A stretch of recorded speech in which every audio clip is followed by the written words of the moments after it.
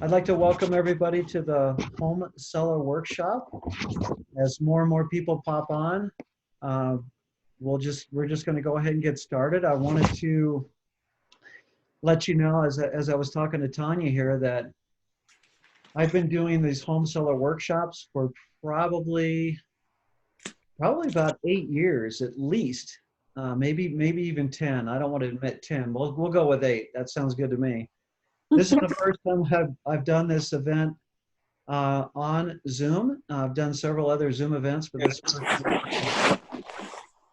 we'll go ahead and I'm going to go ahead and mute everybody for now. And if you have a question, you'll need to unmute yourself.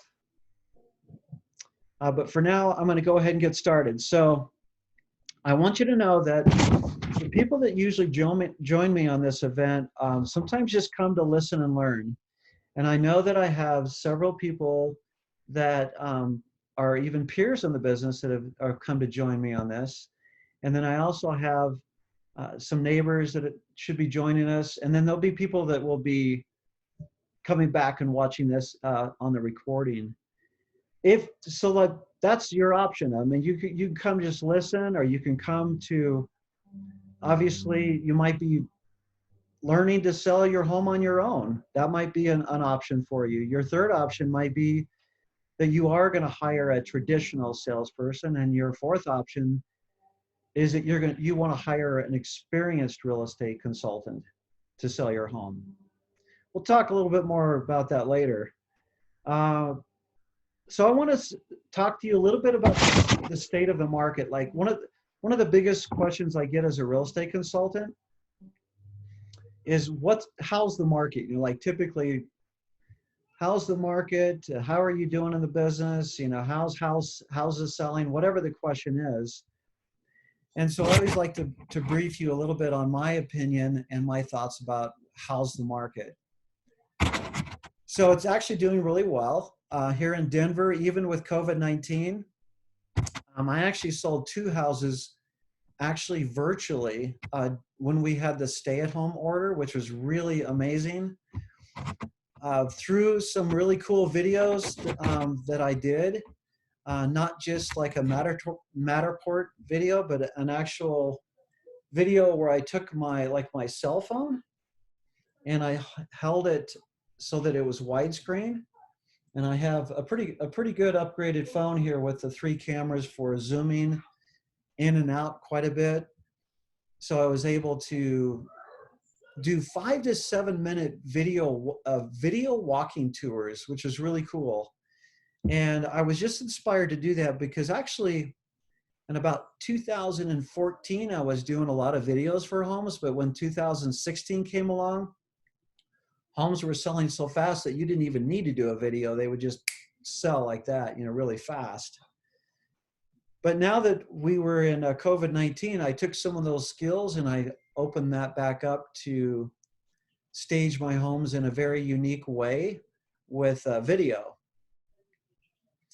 And the market has been pretty steady here in Denver. I'm not sure about different parts of the country, but here in Denver, we have very, very low inventory. We probably have about 9,000 homes in the market in the Denver metro area. We, back in 2016, we had as little as 4,000 homes on the market, which was very, very low inventory. And in 2008, we had 32,000 homes on the market. And so we had way too many homes on the market.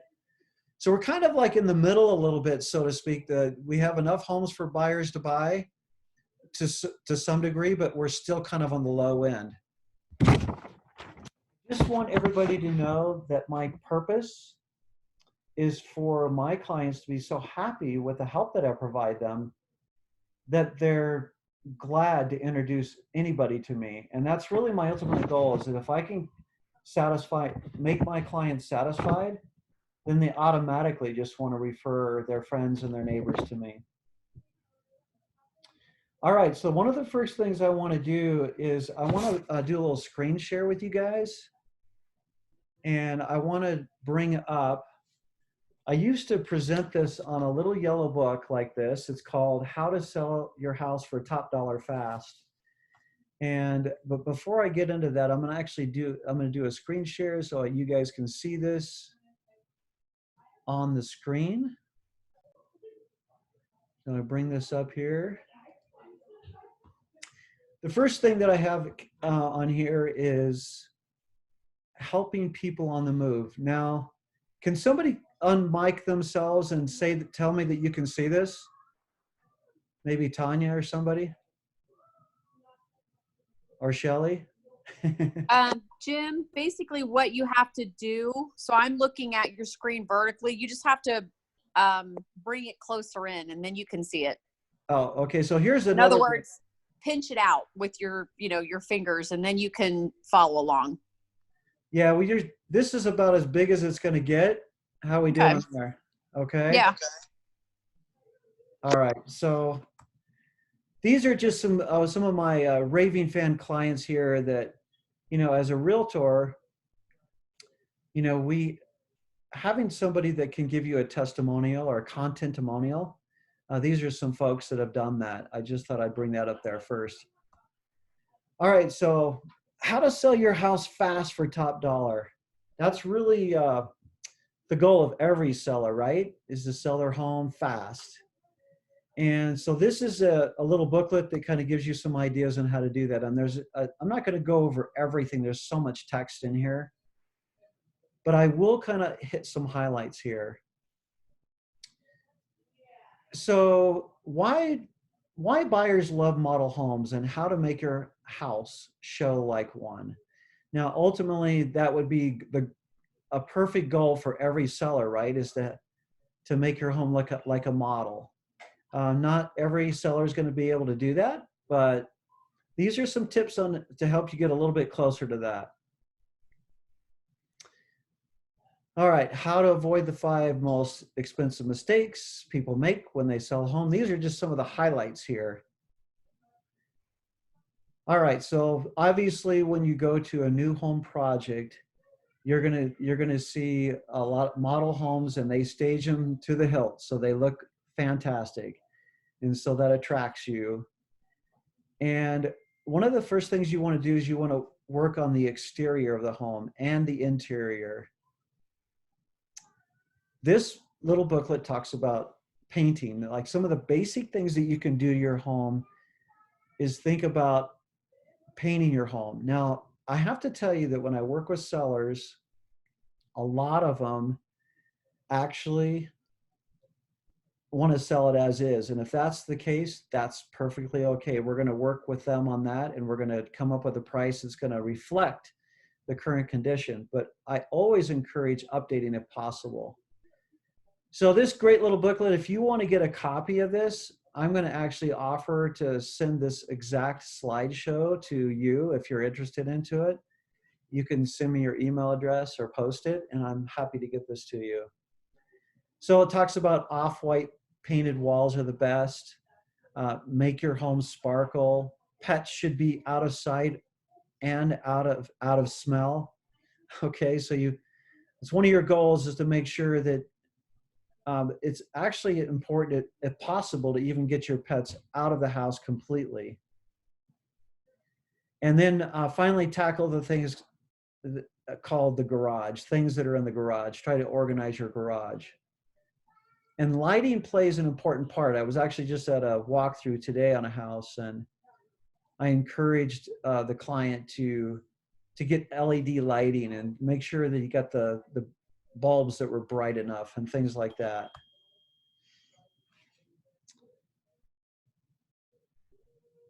And then I wanted to let you know that there's some mistakes that you can make when you're selling a home, and this booklet goes into some of those. Mistake number 1, basing their asking price on needs or emotion rather than market value. So you want to hire somebody like me to talk to you about the actual market value of your home. I wanted to let you know that I'm going to go into a little bit here later about my 30, 60, 90-day home pricing strategy. The second mistake is failing to showcase their home. So if you decide not to to stage your home or to showcase your home or to do some updates to it, that could be a mistake because it could mean thousands of different dollars in your pocket that you're going to lose.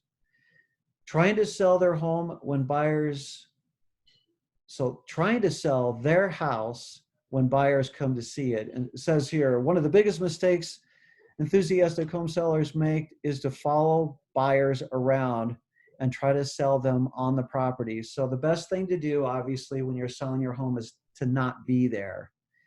And they're going to say when they come to the door that you don't have to leave, but they really do want you to leave. So that's an important thing to remember. Mistake number 4 is choosing the wrong agent or choosing them for the wrong reasons. So many homeowners list their home with the agent who tells them the highest price. So we know that's not the right decision to make. Mistake number 5, not knowing all of their legal rights and obligations. So real estate law is complex. The contract you sign when selling your home is legally binding. Small items that are neglected in the contract can wind up costing you thousands of dollars. All right, so I'm going to skip by a couple of these here. This document right here, the home buying process, I want you to know that this is not just a home selling workshop, because probably about half of the sellers I work with end up buying a home locally or even out of state when I sell their home. Rather than go into all the details of the home buying process, I've got this little flow chart here. Getting pre-qualified or getting pre-approved, even better yet, is the best start that you can actually make, and actually having an initial consultation with your realtor to find out, exactly what a buyer is looking for is probably one of the most important things that you can do to get started. But one of the things that I'm going to do is I have a guest speaker. I'm going to bring him in a little bit later. He's a home inspector, and you can see that that's part of the, like right here where it says inspections, that's part of this process. It's a major part of the home buying process. And what Rob is going to do is going to give us some ideas on how to prepare your home for the inspection before you even get your home on the market, which I think is a great topic to talk about. So Rob, we'll bring you in a little bit later for that. On the right side here is my 30, 60, 90-day home pricing strategy. Now I'm going to go back to stopping the share here. So welcome back, everybody. I'm going to talk a little bit about this book right here, which is Secrets to Mastering the Art of Home Selling. This is a book I wrote several years ago, and this book still applies today. It's about putting the pricing in framing your pricing and understanding this topic is not that hard for people to understand. When I talk to people and I say, I'm going to give you a 30-day price, a 60-day price, and a 90-day or more price.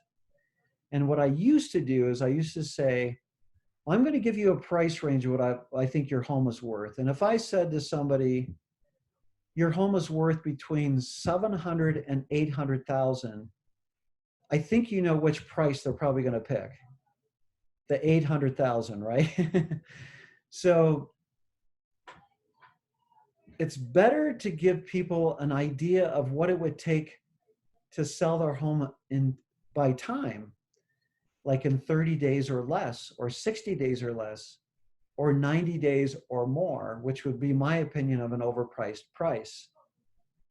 So when I sit down with somebody and I do the initial consultation with a home seller, I go through this process called the 5, 6, and 7, which is really a question, like what's important about selling this home to you? And when I go through that process with them, I ask them that question.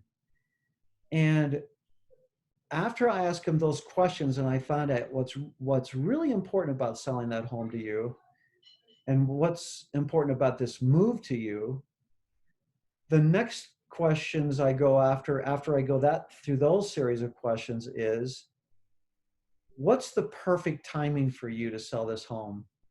And when I ask that question, probably 9 times out of 10, they say, well, I would love to sell my home in like 2 weeks or 4 weeks, or like certainly less than 30 days. And so I make a note of that. And then when I start to talk to them about my 30, 60, 90, and when I had that document on the screen, I actually write in a 30-day price, a 60-day price, and a 90-day or more price for them. I've already done my research with the comps, and as I've walked through the home, as an experienced realtor, I can give them, at that point, my opinion of what a 30-day price is. And when I give them that 30-day price, and let's say that price is that, let's say it's from 5 to 600, but the 30-day price, let's say that's the 500,000. And my 60-day price, let's say, is 550,000. And my 90-day or more price is 600,000.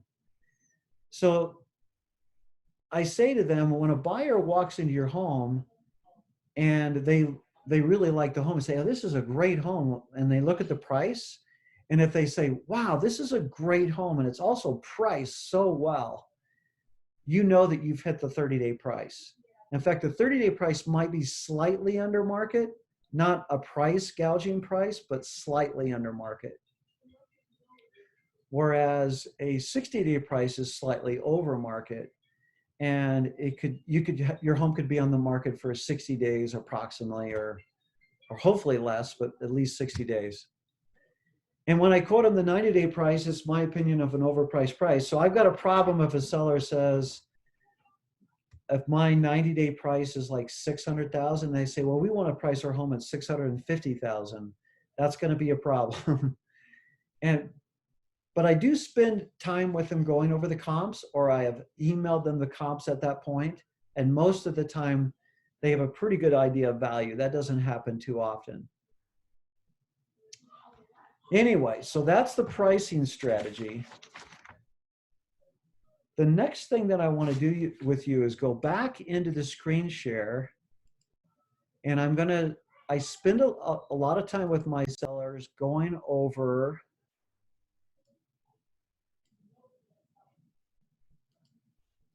my 5-star referral center. Okay, so on the 5-star referral center, I used to give people, I still print my 5-star referral center booklet, and I hand that to them, but I encourage them to go to my online Denver 5starreferralcenter.com, because when you go here, everything is more up to date. The minute I add or take somebody away from here, it's instantly updated, of course, because it's in real time. So if I go in here to home inspectors, and so we have our 5-star home inspector here today, and he's going to talk a little bit to us here in a little bit. So they can go here to Rob's site, and I've got a little video here with Rob here, which is really cool. And then I've got a little explanation of my recommendation for Rob. I've got his phone number in here. And so like when I'm working with a buyer, this would be a place I'd go, and I'd say, well, you need to give Rob a call, give him a call and set the appointment. Sometimes I set the appointment for them. If I go back and I'm with a home seller, and let's say that they want to get their home painted. So you click on the painter services, and you can go here. I've got some favorite painters in here. You can look in here and click on my top one here would be Chris Bartholomew. He's a really good painter. He's actually a father of one of my son-in-laws here locally, and he does some great painting. So this is a great place. I spend a little time with this. Even on my phone, I can bring these up on my phone, and I can they can write down the references of people if it's going to be days or weeks before they get their home on the market. I have over 250 different references in here.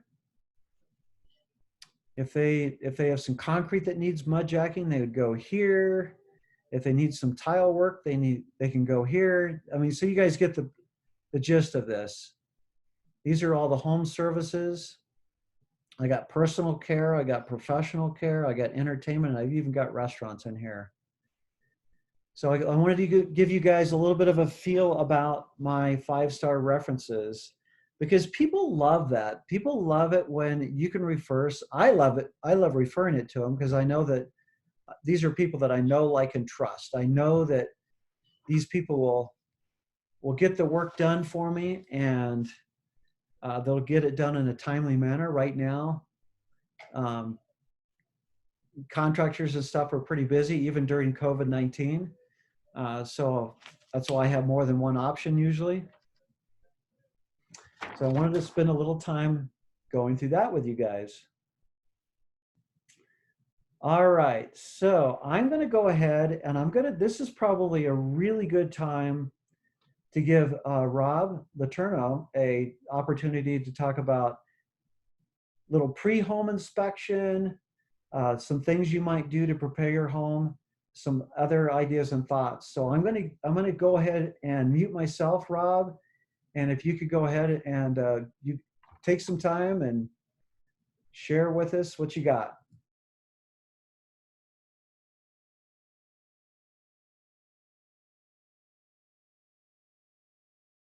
Okay, I unmuted myself. It wasn't clearing me there. Thanks for having me on, Jim. I appreciate it. I do want to talk a little bit about this is a seller's workshop, right? So as a seller, getting your house ready. I really do encourage doing pre-listing inspections. That is the #1 way to make sure that you know what may be coming up as far as negotiations go. Pre-listing inspections aren't done as frequently as I think they should be. I think that they could really, really help to avoid having surprises come out of nowhere. Most of the time, I think most of us, we live in our homes and we may at first have some things that concern us, some things we want to get around to fixing, and I think that we sort of end up with some blinders on, and we kind of forget that things need to be done, things need to be fixed. So having a pre-listing inspection can open our eyes back up again to see, okay, what condition is our house really in? In the end, to have that done is to be able to give you some financial leverage. At this point, the average value of a home inspection for a buyer is about $3,000 of negotiating value. So for a few $100s to get an inspection done, obviously that's beneficial to a buyer. We all know that. To make it beneficial to a seller, you can have that information up front ahead of time, and you can either get repairs done on your own dime by your own choices, instead of being pushed for that value in negotiations. So pre-listing inspection can help it cost you less to address problems that may come up during an inspection, or avoid having things come up on an inspection at all. Otherwise, as a seller, I think that just talking about some things that you can do to prepare your home for inspection as the buyers are coming in and they're bringing their inspector in. Most of what I'm aware of and we'll talk about is from my own experience going into homes and not being able to get to things, not being able to see things. So accessibility for an inspector is a really big deal. I really love doing vacant homes. There's no furniture in the way, there's no stuff packed in the corners, everything is wide open and easy to get to. The reality is that's not the environment that we have. So accessibility, just making sure that your electrical panels are clear and open. One thing I come across a lot is that somebody's electrical panel will have a padlock on it. And then with the padlock on there, you start, it interrupts the process for one. But typically we're making phone calls or texting and saying, hey, is there a key for this lock? I do carry some bolt cutters and I can cut off some smaller locks, but we just try to avoid that if we can. So having locks off of panels, having things like attic accesses and crawl space accesses open, cleared. A lot of times those accesses are in closets or in garages for the attic. And if there's a car parked underneath the access, or if it's in a closet and the closets are full of things, as an inspector, I'm not comfortable moving people's stuff around. I don't like unloading closets. I don't like trying to set up my ladder anywhere near a car. So accessibility is a really big deal for the inspector. And then also water main valves and sewer cleanouts are two things that oftentimes when somebody remodels a house, those things get drywalled over, or they wind up getting placed behind something. So making sure that water valves are accessible and sewer cleanouts are accessible, I think that's really helpful to the inspection process. Helps keep things moving along real smoothly. And then keeping things out of the way of your furnaces, water heaters, things like that. I can't emphasize enough accessibility. Just being able to get around the house, see everything, be able to orient the new buyers to their property and say, there it is, you can see it, let's look at it together. Make sure that accessibility. And then other accessibilities would be doors and windows. A lot of times we have things hanging on our closet doors, the shoe rack, or something hanging over a bathroom door, and the doors won't open or close properly, things getting in the way. So really just like to emphasize, let the inspector get to everything that we can. I know preparing a house for selling, you're probably trying to keep things decluttered as much as possible. And I'd say keep those utilities decluttered and accessible as much as possible.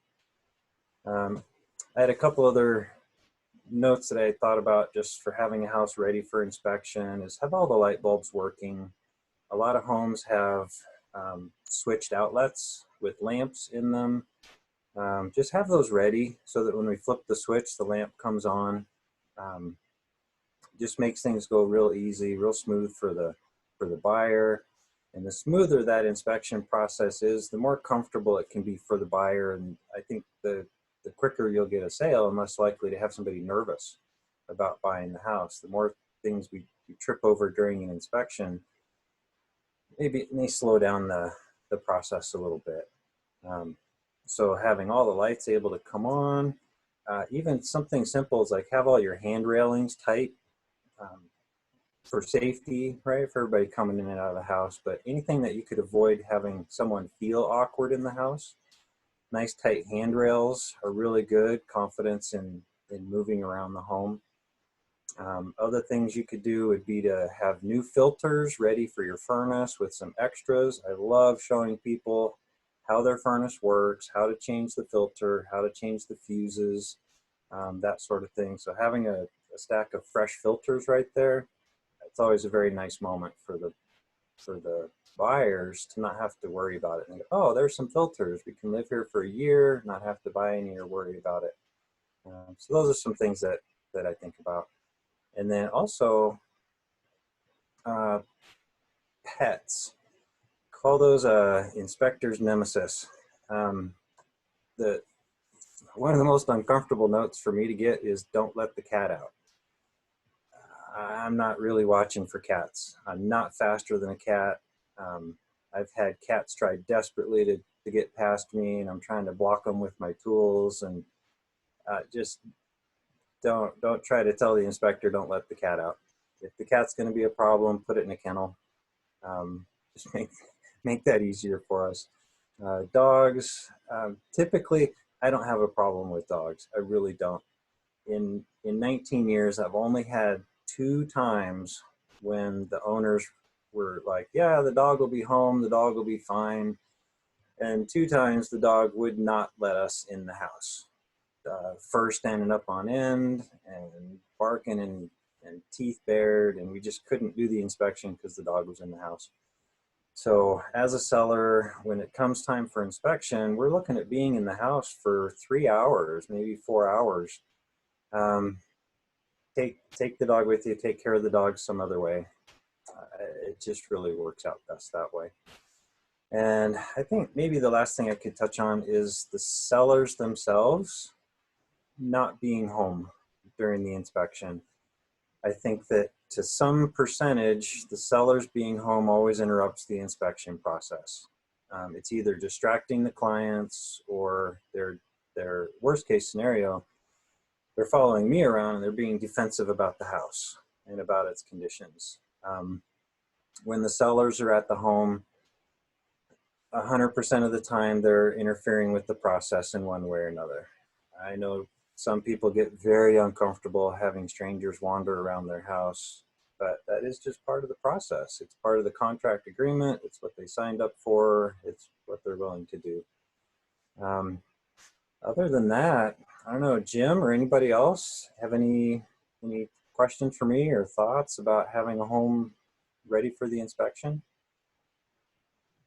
Oh, and I will interject while you think if you have any question there. Sorry, Jim, I know you just unmuted. Probably a good idea for only $100, have the sewer cleaned. If you have any slow drains, have those cleaned, have them cleared. Most likely, we're going to do a sewer scope during the inspection. And a pretty high percentage of the time, there's either roots in there or there's debris in there, and it's obstructing our view. And I'll recommend every time have the sewer line cleaned and re-scoped to get a full evaluation. And so for $100, you throw $100 at a plumber, clean the line, it's ready to go. So sight unseen, right? Nobody ever thinks about the sewer line until it backs up into the basement. But clean the line, have it ready for inspection, and that would be very helpful as far as I go. Okay, sorry, Jim. No. You, in fact, it's funny that you brought that up at the end, because I was just going to bring that up. Is that, typically you do sewer scope and a radon test, and I know that some sellers, it seems like most sellers have a hard time doing a lot of this stuff ahead of time. But knowing what I know I'm going to do it when I sell my home. I'm going to have a lot of this stuff pre-home inspected. But if we can encourage our clients to do that, especially some of the important ones, like you said, just cleaning the sewer line, I think that'd be awesome to do. But do you recommend that like they get a radon test ahead of time, or do you think that's just going to happen later, or what do you think? I don't necessarily recommend a radon test by the seller. The seller's moving out.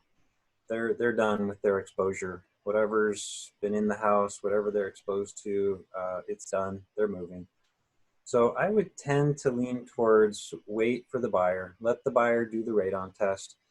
The only thing that I could think of where you would do it as a seller would maybe if you're in a particularly high radon area, like up in the mountains or the foothills, that if you want to use that system, a radon mitigation system, as an up value, then you could do that. It's 800 to 1200, 1500 in the worst case scenario. So it's a little costly to put a system in. If a seller reveals high radon, then they need to put the system in. Right. And you're then you're committing to $1,000 that you're putting in getting the house ready for sale. It really is, radon is to benefit the buyer. They're buying into a home. They're now coming into this environment. They want to know what they're going to be exposed to. And it will almost always, and correct me if I'm wrong here because I'm not always on this side of it, but it's almost always going to get negotiated to get a radon mitigation system put in if it comes back high. Yeah. So maybe have it in your pricing, have it in your budget, ready to spend that $1,000, have that set aside and ready. And if it gets tested and comes back low, then congratulations, you have $1,000 you can do something else with. Or if it comes back high, you're already prepped and ready to go, and you can say, yep, we'll do it, and you can trigger a contractor to get it done. As a seller, I don't really promote that as much. I think that's a great suggestion, because there still might be a lot of buyers that maybe don't even test it. Like they might, well, I've had some buyers say, well, we'll test it later, and if it comes in high, we'll deal with it ourselves. Right. That could happen as well. So I guess not critical, but your sewer line, you know, I think that's definitely more critical. Yeah, the sewer line, of everything that's going to be inspected, other than major foundation problems, the sewer is going to be the number one most expensive problem. Yeah. A really cheap sewer repair is going to be about $2,000. That's as cheap as it gets. And it goes up super fast from there. Up to even 20,000 is probably about the highest number I've seen for sewer repairs. Yeah, and if you guys, if you want to unmute and ask a question, Gina had a question. You can type in your question too. Gina has a question about, are there any precautions a seller should take or do for the home inspector regarding COVID-19?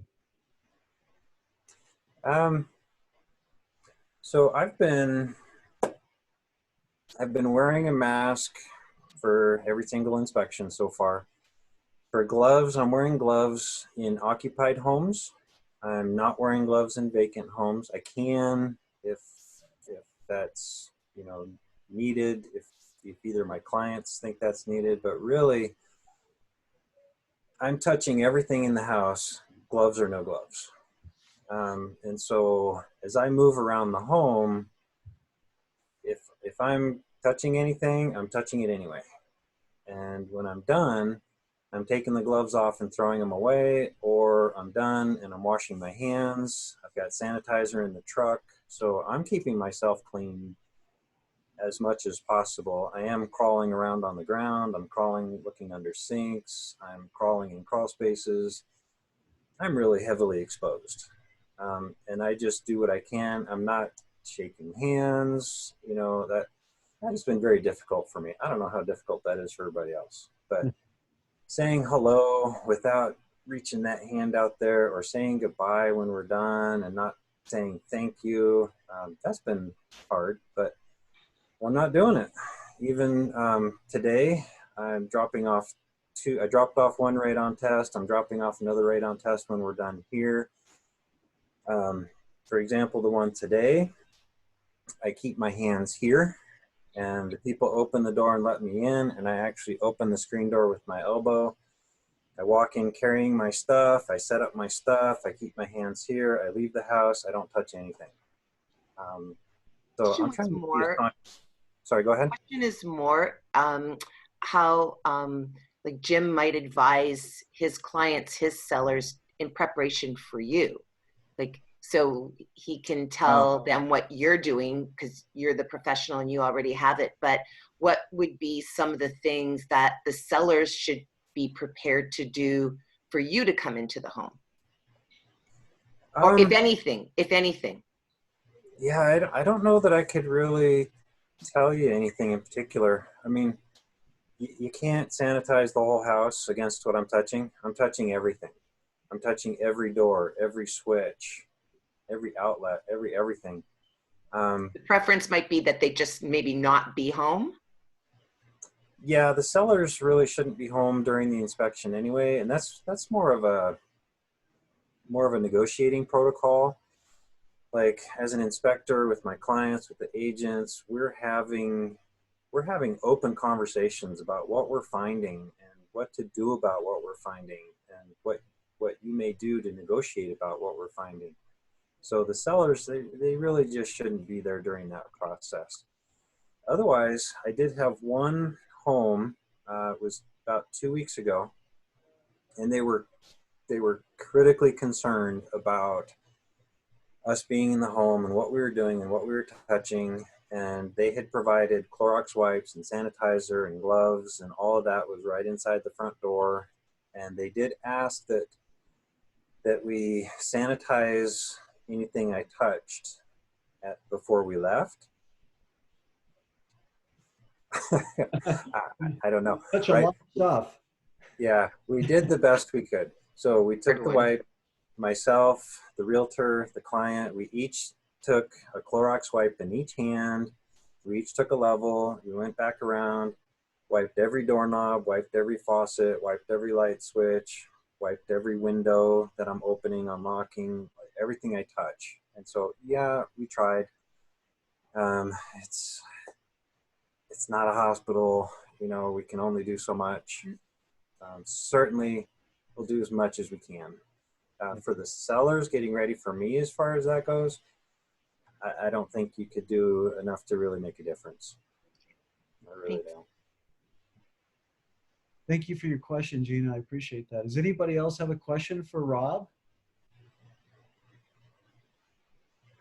Okay. Okay. Well, and I wanted to piggyback, Rob, on a couple of things you were saying too. Is that, you know, when the house is being shown, you know, as buyers come into it, we're dealing with the same thing you are. You know, with you know, shoe covers and gloves and of course masks and things like that. When I did the inspection with you the other day, you know, we were wearing masks for 3-4 hours, and that's not easy. And I also think the buyer, I asked you that question on that inspection, are buyers actually attending inspections as much as they used to? I mean, I think you said they weren't quite.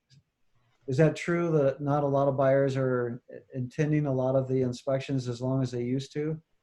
Yeah, I'm doing more inspections alone. Yeah. But not many. I mean, a lot of the restrictions are about sizes of groups, which we're talking about 10 or less, or 6 or less, or whatever. There's really only 3 of us, Right. Self, the client, maybe if it's a couple, and the realtor and yourself. So our group size is not overbearing by any means, but some people have just opted to not come. And that's hard in a couple of ways, because the education that you're going to get from an inspection is really from being on site during the inspection. There's certainly a lot you're going to learn by getting the report, reading through the report, and then call me, talk to me, you know, page by page, item by item. We talk as much as you want. I do have an inspection set for Thursday that they're going to meet me outside the house after the inspection is done. So we're still going to be on site, but they didn't walk with me. They didn't see how I was operating the house, what I was doing to turn things on and off, and where things were. So it does hurt the process. I think it hurts the process to not have the client with me. But yeah, I've done more alone, and it's fine for me. I can move faster. You know, we're not stopping to explain and talk so much, but I'm not there just to be fast. I'm there to teach my client what they're getting into.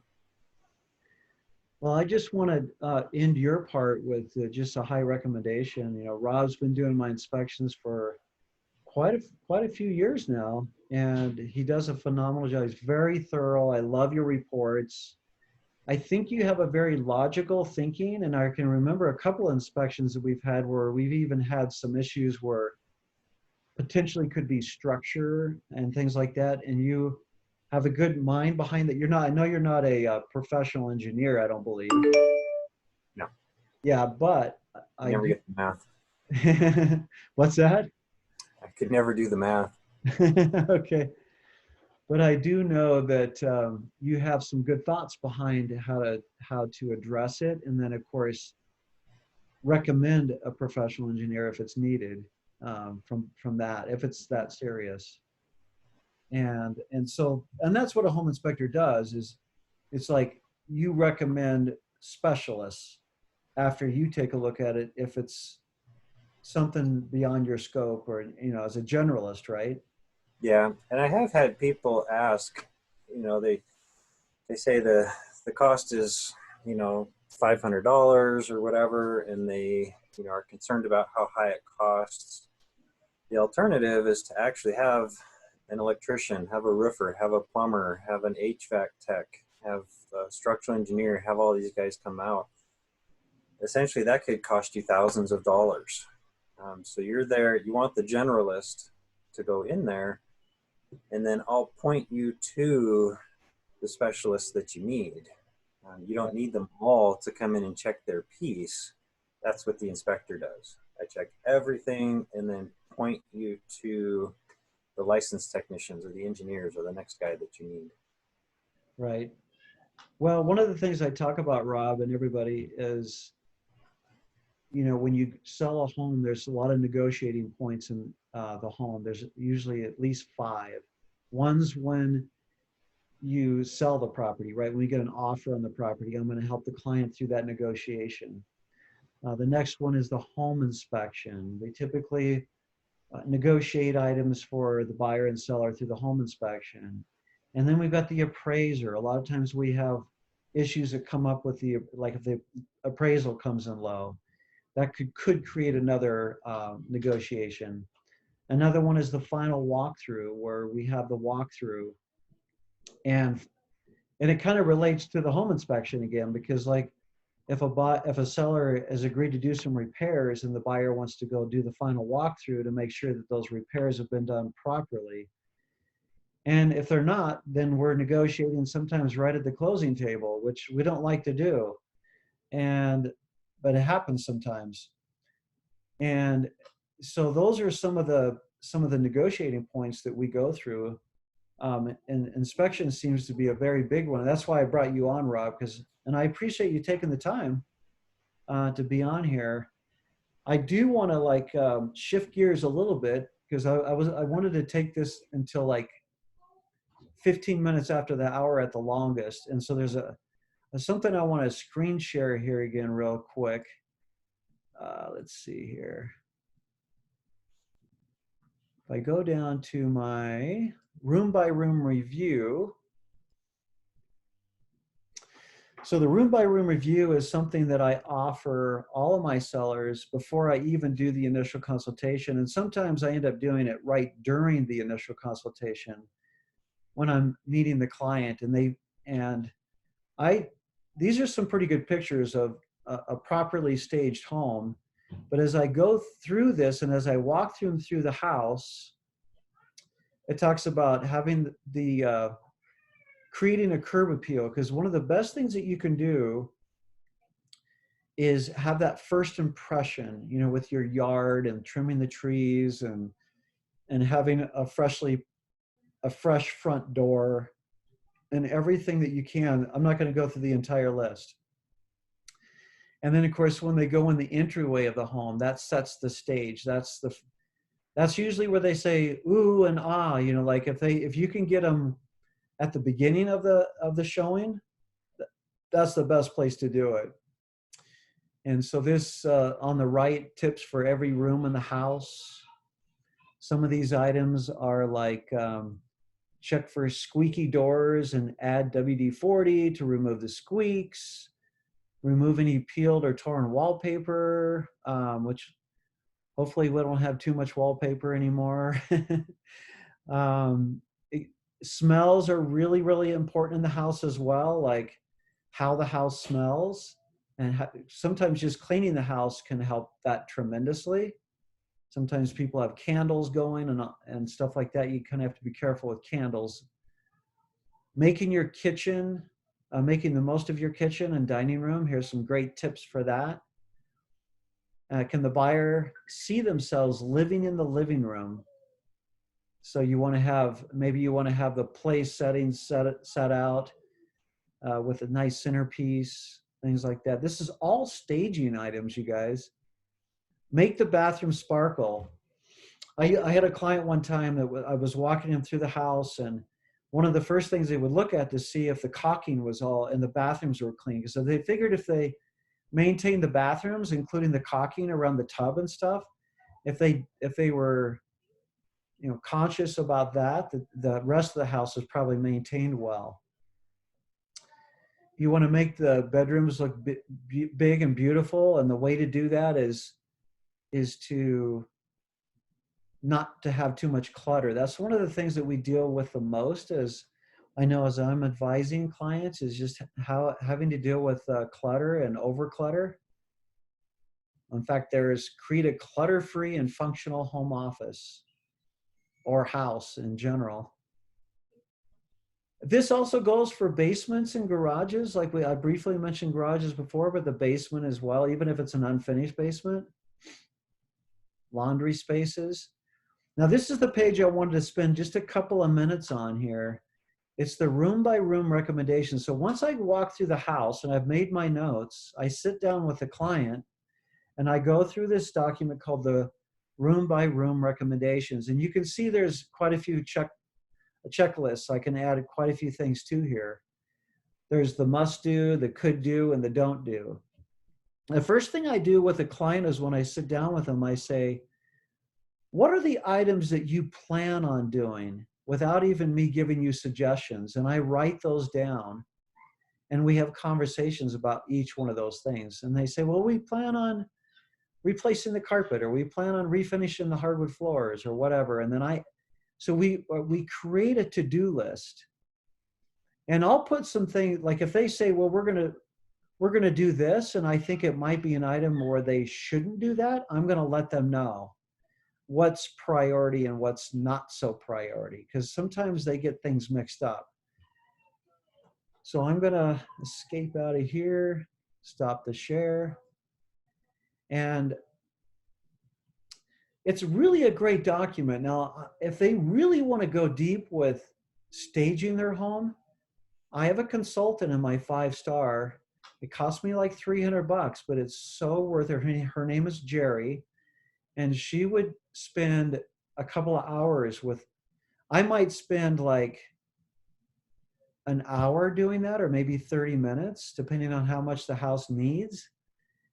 But a professional home stager can really go deep with you on this and help you, and sometimes even help you do the work. I mean, they can even be hired to do the work. So I give that option to my seller to see how much they really want to go deep with this. If they want to go work with just me on the list that I create, or if they want to go deeper than that, then I can hire somebody for them to do that. So that's a great service to offer people, because not all real estate agents spend the time going through the room by room review. And I like to spend good time with people on that, because I know how the buyer looks at a house through the eyes of the buyer, as we say in the real estate business. All right, I want to take a few minutes with you guys here. And so we've got some people here. So John and Shelley, could you unmute? And Rob, you can go ahead and unmute on this as well. And I'm going to go through some questions here. So John and Shelley, there we go. So John, can you hear me? Yes. Okay, I can hear you too. And Shelley, can you hear me? Yep, I can hear you fine. Okay, cool. So I'm going to ask you guys some questions, and we're just going to go through this little trivia questions, and we're going to answer questions together. And then the very last thing that I'm going to do is I'm going to give you a little demonstration of something else at the very end. So these are just like home seller questions, and you guys can kind of just answer them verbally, and we can just kind of talk about it briefly. So the first one is, some of these are going to be obvious and some are not, by the way. So you should list with a realtor who tells you your home is worth the most money and not worrying about anything else. True or false? False. False. Everybody's saying false to that? Okay, that was an easy one. All right, the second question is, when signing a listing contract, I should not be concerned with the length of time on the listing contract. True or false? False. False? Yeah. Everybody agree to false? Yeah, Okay, good. You got that right. Okay, so the next question is, real estate commissions are negotiable, true or false? True. Not sure, Rob? Is that true? I don't know. That's not my not my place. My So fees are not negotiable. Is that? real estate commissions are typically negotiable, so that the answer is true to that. Some agents can choose not to be negotiable. They can say, well, this is my fee. They certainly can stick to their fees if they would like. But I would say overall in the real world, commissions are negotiable.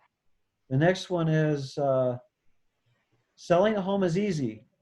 All that has to be done is to put a sign on my lawn, put the home in the realtor multiple listing service. True or false? False. You guys agree?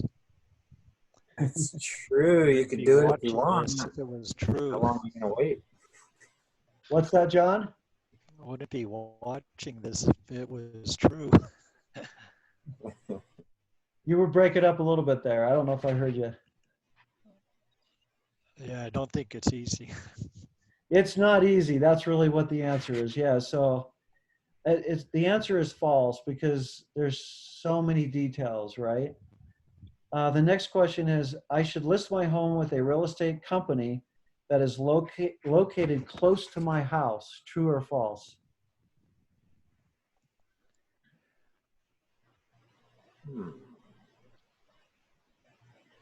Maybe.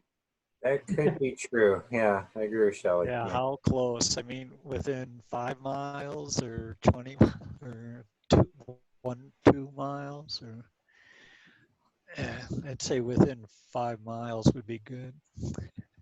Yeah, I think there's some truth to that. I have to tell you guys that at the beginning of my career over 30 years ago, I think it was more of a true answer, but I think I'm leaning towards more of a false answer now because as an experienced real estate consultant, I find myself listing homes like quite a ways away and still giving that seller the service they deserve. Now, I do believe that in the Denver metro area, if somebody was to ask me to sell their home like in Colorado Springs, which is like an hour and a half away, I think I would be doing a disservice to that seller. But certainly within the Denver metro area, which still could be almost 45 minutes to an hour away, depending on traffic, right? Mm-hmm. So that's kind of a trick question because it's real like even Shelley, like you said, it's a kind of almost a maybe answer. The next one is sellers have to pay for all the buyer's property inspections. True or false? False. False, right? Rob, you should know, right? Yeah. I don't think I've ever been paid by the seller. Exactly. So if they do a pre-home inspection, they're going to pay you, obviously, right? Okay. The next one is, when sellers are showing my house, I should walk around with them to see if they have any questions. True or false? False. Yeah. Yeah. So John, why do you think that's not a good thing? Or you mentioned it a few times during the video. I did, didn't I? Which made sense. Exactly. It's just, it's very distracting for a buyer to have a seller follow them around. It takes them off the concentration of where they want to, like they even feel like they can't even talk about the house without maybe potentially offending the seller, for example. So it's better that the seller actually even leave the house during a showing. The next question is, open houses are a waste of time. All of my neighbors will show up. True or false? False. False. Yeah, that's false. You can get buyers. I have to tell you though that only 1% of all homes are sold through an open house. So like it's not typically, now during COVID-19, we can't even do an open house unless we do it virtually. But I have sold houses virtually. So that's been proven to be done as well. The I next think it's one, true to say, though, that all the neighbors will come. what's that, Shelley? I think it is true to say that all the neighbors will come. Well, I think a lot of neighbors will come, but I think Yep. others will come besides the neighbors too. For sure. Yeah. A lot of neighbors do like to come, and that's not always a bad thing, because if I meet a neighbor and I build a small relationship with them, then I might list their house someday, which is not a bad thing. Right, Shelley? Yeah, and neighbors have friends and colleagues, and you don't know how the word spreads. Exactly. Exactly. If I Because hire, they want to be able to choose their neighbor. yeah, that's right. That's so true. If I hire a realtor who promotes my home on at least 2 websites, that should be okay. True or false?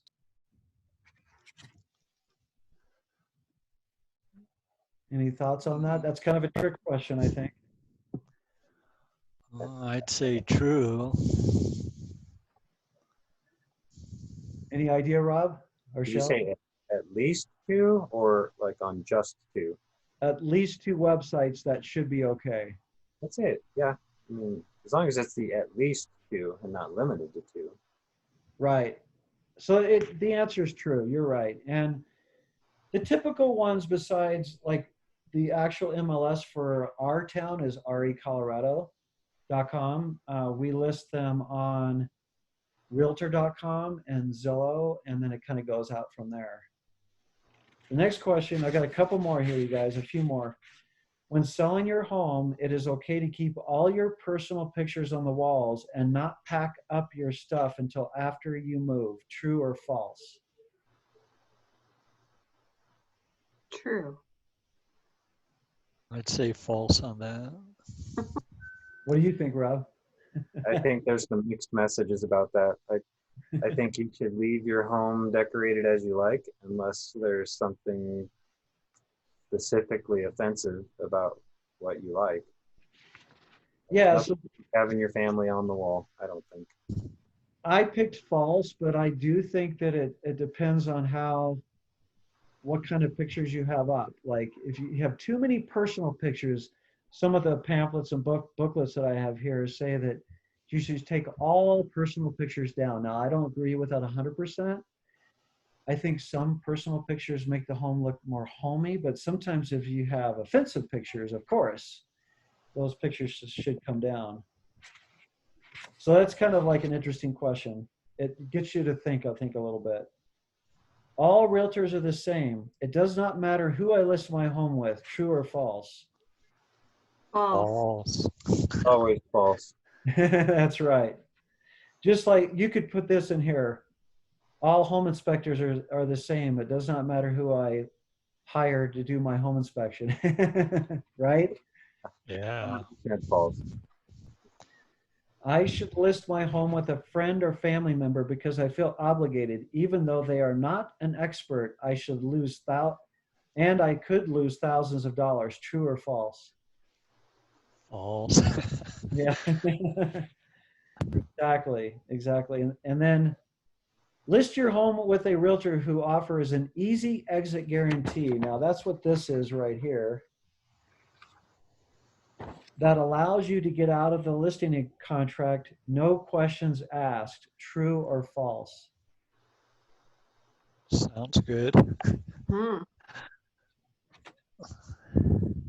And I'm going to say true because I offer it, and I do that because I have so much confidence in the work that I do. And plus, if something tragic happens in their life and they need to take the home off the market, I'm not going to force them to sell their home. And that has happened a few times. And they're more likely to come back to me if I don't say, hey, well, my listing's not up for 60 more days. We got to keep selling this house. That's not the kind of real estate agent that I would want to list my home with. Does that make sense, you guys? Yeah, that is. Yeah. And the last question is, my realtor should list my home in the realtor multiple listing service immediately after I sign the listing contract, even if my home is not ready to show. True or false? False.